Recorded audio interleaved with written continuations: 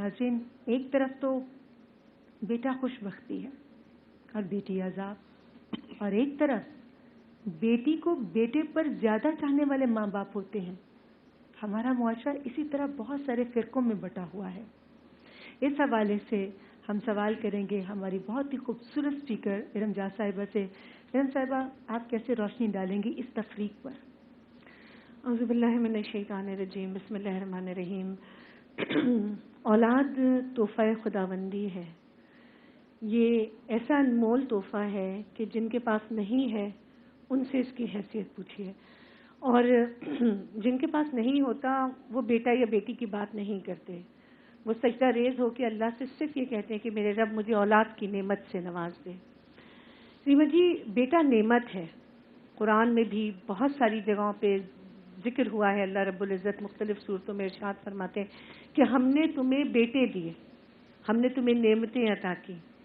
लेकिन बेटी सरकार अलैहिस्सलाम ने फरमा दिया रहमत है। अब यहाँ एक बड़ा वाज़ेह फ़र्क है। इंसान को हर नेमत का हिसाब देना है, रहमत का कोई हिसाब नहीं होता। तो जब रहमत ज़िंदगी में आती है क्या अच्छी बात। तो वो अल्लाह की खुशनुदी लेकर आती है, क्योंकि सरकार अलैहिस्सलाम की ज़ात अक़दस से अल्लाह ताला ने औरत की इज्जत को मंसूब कर दिया। सरकार अलैहिस्सलाम ने अपनी मैं तो कहती हूँ हमेशा ना कि जाने रहमत की राहत पे लाखों सलाम, सैयदा फातिमा ज़हरा की बात कर रही हूँ कि आप तशरीफ़ लाती हैं तो सरकार अलैहिस्सलाम खड़े हो जाते हैं। कहने का मतलब ये है कि औरत को इज्जत सरकार अलैहिस्सलाम के ज़रिए से मिली। तो चाहे बेटी हो या बेटा हो, अहम दोनों है, परवरिश दोनों की करनी है, नेक इंसान दोनों को बनाना है, माशरे का बेहतरीन फ़र्द दोनों को बनाना है, क्योंकि यही औलाद है। बेटा या बेटी की तफरीक नहीं है, ये आपकी औलाद है जो इस दुनिया से जाने के बाद आपके लिए सदका जारिया बनेगी। अगर आपने उसकी तरबियत में कमी कर दी, बहुत कहीं पे भी वो नफरत डाल दी, तो फिर इस दुनिया से आपका रास्ता कट जाएगा। आपके लिए सदका जारिया करने वाला कोई भी नहीं रह जाएगा। और जैसे कि सरकार अलैहिस्सलाम ने फरमाया कि तुम्हारी औलाद तुम्हारे लिए जन्नत भी है, जहन्नुम भी है। अब ये मतलब आ गया परवरिश से, वही सदका जारिया वाली बात कि उनकी ऐसी परवरिश करो कि वो लोगों के काम आ सके, लोगों के लिए फ़ायदेमंद हो सके। और जिनके पास सिर्फ बेटियां हैं, बेटा नहीं है, तो अल्लाह का शुक्र अदा कीजिए कि अल्लाह ने औलाद दी है। बेटियों की सूरत में आपको दामाद मिलेंगे जो बेटों की तरह होंगे, और जिनके पास सिर्फ बेटे हैं, बेटियां नहीं हैं, तो बहुओं की सूरत में अल्लाह आपकी ख्वाहिश पूरी करेगा। तो दोनों औलाद इतनी अहम है और इतनी ज़रूरी है, ज़िंदगी को मुकम्मल कर देती है, मियाँ बीवी को माँ बाप के दर्जे पे पहुँचा देती है, माँ के पैरों के नीचे जन्नत को ले आती है। ये औलादी तो है जिसकी वजह से अल्लाह माँ के पैरों के नीचे जन्नत देता है, और ये औलादी है कि जिसकी वजह से अल्लाह कहता है कि तुम्हारे बाप की रज़ा में अल्लाह की रज़ा है और तुम्हारे बाप की नाराज़गी में अल्लाह की नाराज़गी है। हमें ये रुतबा औलाद पाने के बाद मिलता है। तो जब इतना कीमती तोहफ़ा अल्लाह रब्बुल इज़्ज़त अता करते हैं तो उसकी कदर कीजिए, उसकी इज्जत कीजिए। और जैसे हीरों की हिफाजत की जाती है ना, दिल से लगा के रखा जाता है, किसी गैर के हाथ में नहीं दिया जाता, ऐसे ही अपने बच्चों की हिफाजत कीजिए। जी, बहुत खूबसूरत बातें आपने की, और मैं यही कहूँगी कि कभी भी बेटी के ऊपर बेटों को प्रेफरेंस मत दीजिए, और ना ही बेटे के ऊपर बेटी को। दोनों का बराबर का हक है, और जो औलाद नेक हो, जो आपका अदब करती है, वो अपना एक मकाम बना लेती है। इसलिए हमें इन चीज़ों में नहीं बटना चाहिए। मैं आपसे पूछना चाहूँगी कि औरत की दुश्मन क्यों है? अपनी बेटी किसी के घर जाए तो बहुत कंसर्न रखती है, मगर किसी की बेटी ब्याह कर ले आए तो फिर वो रवैया नहीं रहता। ये तफरीक क्यों है हमारे मुआशरे में? रीमा जी, एक छोटी सी नज़म पढ़ूंगी, उसमें जवाब भी है, फिर बात करेंगे कि बेटियां चिड़ियों की तरह होती हैं, पर बेटियों के पर नहीं होते। मैके भी होते हैं, ससुरालें भी होती हैं, पर बेटियों के घर नहीं होते। मैका कहता है ये पराई है, ससुराल कहता है ये पराए घर से आई हैं। ए खुदा अब तू ही बता, ये बेटियां किस घर के लिए बनाई हैं। तो देखिए, बेटी तो दिल का टुकड़ा है। हम जब अपनी बेटी को ब्याहते हैं तो ये उम्मीद रखते हैं कि हमारी बेटी को कोई फूलों की सेज पे बिठाएगा, इसकी आंख में एक आंसू भी नहीं आने देगा।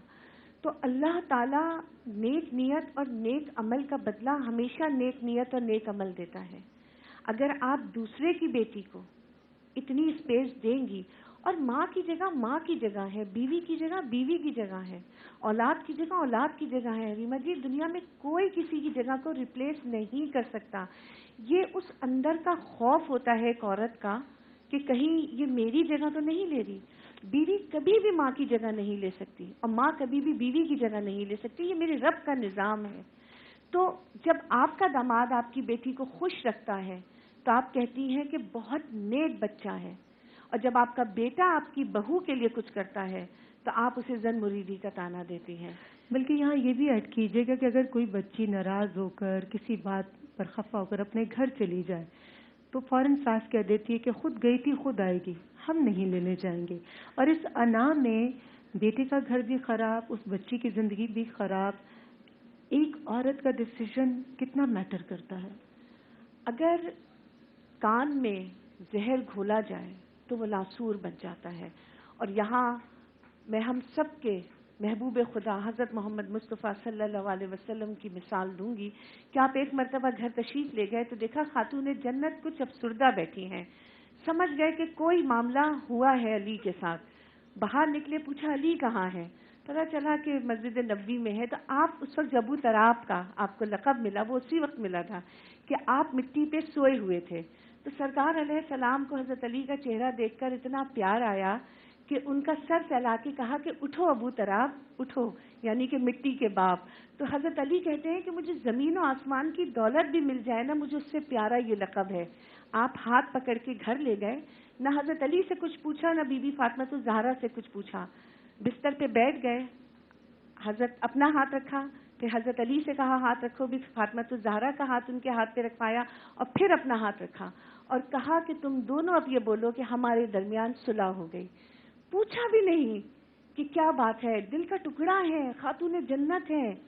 ادھر حضرت علی کتنے عزیز ہیں، دونوں میں سے کسی سے نہیں پوچھا. تو ہم جس کے امتی ہیں، جہاں پل پل ہم کو سکھایا جاتا ہے، تو ہم ان مثالوں سے سبق کیوں نہیں لیتے؟ اگر آپ اپنی بچی کے کانوں میں زہر گھولیں گی، ہو سکتا ہے اس کے شوہر سے کوئی غلطی ہو گئی ہو، لیکن اگر صرف غلطی کی حد تک ہے تو اس کو درگزر کریں. اگر وہ ناسور نہیں ہے، ہاں اگر کوئی ایسی پریشانی آ جائے، اپنے بچی کو ہمیشہ یہ دلاسا ضرور دیں کہ بیٹے ہم ساتھ کھڑے ہیں، تمہیں گھر بنانا ہے، تمہیں اس گھر کو بسانا ہے، اس گھر کے لیے ایک بہترین فرد بننا ہے. مگر یہ کبھی نہ سوچنا کہ تم اکیلی ہو، ہم سب تمہارے ساتھ ہیں، تمہارے ہر قدم کے ساتھ ہیں. اس کو وہ حوصلہ، وہ سہارا، وہ یقین دے کے گھر سے بھیجیں، لیکن اس کو غلط راہ پہ نہ ڈالیں، اس کا گھر نہ اجاڑیں. ارم صاحبہ، آپ سے میں پوچھنا چاہوں گی بیٹی کے حوالے سے. آپ خود ایک بیٹی کی ماں ہیں، ایک ماں کی حیثیت سے کیا کہیں گی؟ کیا قدر ہونی چاہیے بیٹی کی؟ ریما جی، بیٹی جیسے ہم نے کہا کہ اللہ کی رحمت ہے، لیکن ایک حقیقت ہے کہ بیٹیوں کے دل چڑیوں سے بھی کمزور ہوتے ہیں. حالانکہ میں ہمیشہ کہتی ہوں کہ ریشم میں لپٹا ہوا فولاد ہے، لیکن میں نے ہمیشہ یہ دیکھا کہ دنیا کے کسی کونے میں ہو، اپنے ماں باپ کی فکر جتنی بیٹی کو ہوتی ہے. بیٹا نٹکھٹ ہوتا ہے، لاؤبالی ہوتا ہے، سم ٹائم بیٹا شاید اپنی بیوی کے بارے میں سوچ رہا ہوتا ہے کہ یہ میرے ماں باپ کا خیال کرے، کیونکہ کبھی گھر سے باہر ہوتا ہے. I am not blaming the sun, لیکن میں نے بیٹی کے لیے دیکھا کہ بیٹی ماں کا اور ایون باپ کا بھی درد محسوس کرتی ہے. وہ ان کو تکلیف میں نہیں دیکھ سکتی، وہ ان کی بات بن کہے بھی سمجھ جاتی ہے، اور اکثر بیٹے بھی ایسے کرتے ہیں. اچھا، یہ بتائیں کہ بیٹی کی پسند کو اہمیت دینی چاہیے؟ بالکل، کہ سرکار علیہ السلام کی حدیث ہے کہ تم گھر میں جو کچھ لاؤ اس کا مفہوم یہی ہے کہ پہلے اپنی بیٹی کو دو. تو بیٹی کو اہمیت دیں گے تو معاشرہ بنے گا. دیکھیں، ایک مفکر کا قول ہے نا کہ تم مجھے اچھی مائیں دو، میں تمہیں اچھی قوم دوں گا. تو ماں اچھی کیسے بنے گی؟ جب آپ اس کی پرورش اتنے پیار سے کریں گے، باپ اسے بھروسہ دے گا، باپ اس کا کانفیڈنس بنے گا، بھائی اس کی چھاؤں بنے گا، تو پھر وہ ایک ایسا کردار لے کے بڑی ہوگی کہ پھر اسے دنیا میں کسی چیز سے ڈر نہیں لگے گا. وہ دونوں کے لیے اور لوگوں کے لیے منافع بخش شخصیت بن کے ابھرے گی. تو بیٹیاں تو دل کے بڑے نزدیک ہوتی ہیں، بڑی پیاری شے ہوتی ہیں. ان کی قدر کیجئے، ان سے محبت کیجئے، ان سے پیار کیجئے، انہیں اونچا اور اعلیٰ مقام دیجئے، چاہے آپ کی ہو یا کسی اور کی.